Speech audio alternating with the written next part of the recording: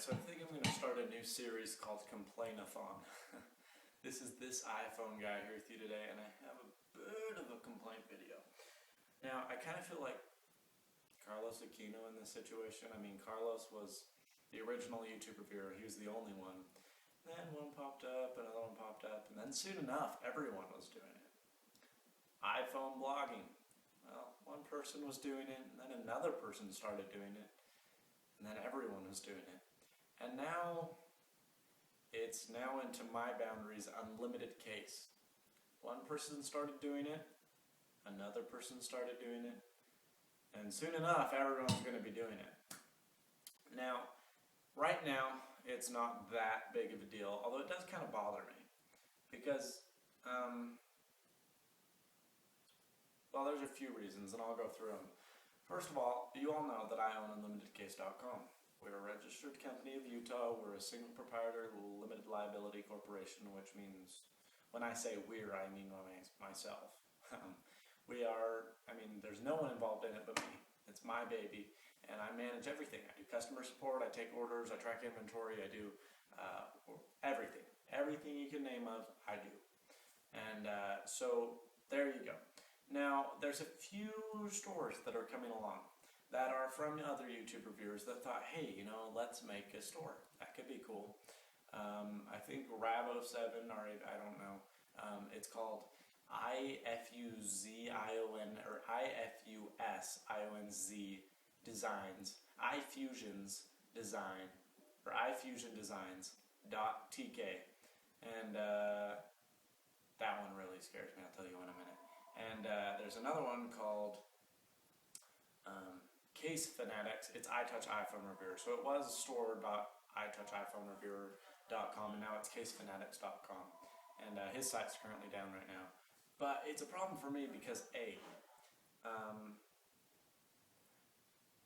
not worried about it taking away my business, quite frankly, because in all honesty, they're not that frightening. They don't have any name brand stuff. It's all Chinese imports, which is cool, but I'm not worried about them stealing all my sales. This is what I'm worried about. Security on the internet.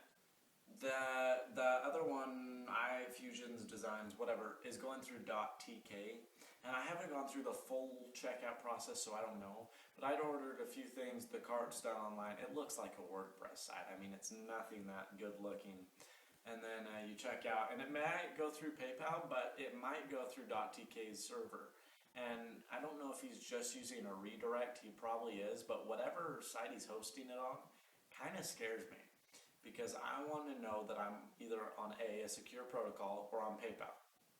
When you shop at Unlimited Case, your shopping cart, everything is managed through PayPal. When you check out, you're not on UnlimitedCase.com, you're on PayPal.com / blah blah blah blah blah, store number blah blah blah blah blah, Unlimited Case. And so that makes you sure you're on a secure page, nothing can happen to you. There's nothing that's going to happen. And these newer sites, they're not that, which kind of scares me, because it's like, well, I don't want to give all my information out to you if I don't know it's going to be secure and kept safe. Secondly, what was the other thing that bothered me? There's a few things. Secondly, it ruins the reputability of my company. Now, what happens, let's take a look now. So, let's use YouTube reviewers as an example. There's a few really great YouTube reviewers out there, but there's a few really scam artisty kind of YouTube reviewers. Subscribe and I'll send you this, and then they never send anything, or do this and I'll do this for you.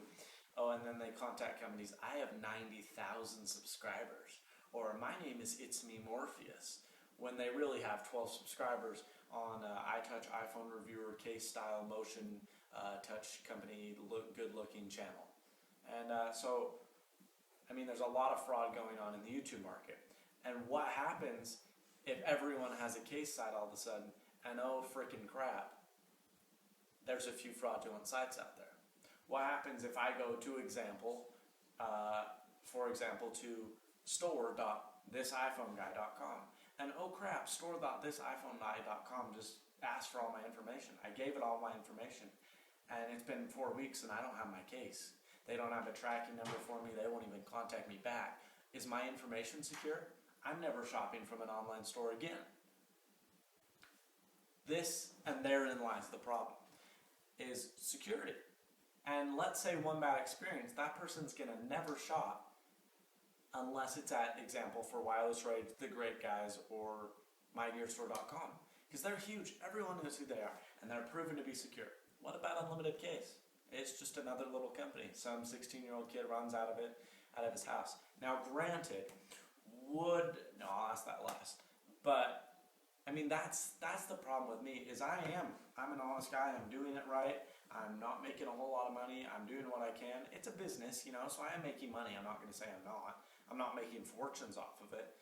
But it's worth my time, and I'm doing all this stuff, blah, blah, blah, blah. But what happens when Joe Blow, the YouTube reviewer, goes and creates a fraudulent site, and I suddenly lose 50% of my customers because people don't know it's secure? There's just that kind of there's that kind of worrisome, crap, is this a good reseller kind of thing? And lastly, and this is the part that bothers me the most, I don't know if these guys, meaning iTouch iPhone Reviewer, I don't know. But I'm taking a guess that they're not registered businesses through their state. And this is what pisses me off the most.